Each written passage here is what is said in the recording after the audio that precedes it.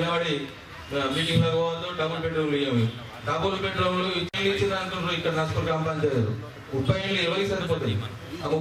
కానీ వాళ్ళు చెప్పిన మాటలు నమ్మకుండా ప్రేమ్ సాగర్ గారి ప్రజా సమస్యలపై పోరాటాన్ని ముందుకెళ్తూ ఏదైనా మీ సమస్య ఉంటే తప్పకుండా సార్ ఆధ్వర్యంలో మేము పరిష్కారానికి కృషి చేస్తామని తెలియజేసుకుంటూ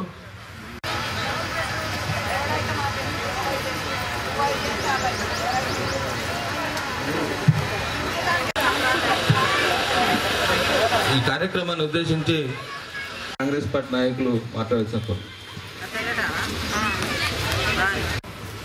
21వ వార్డు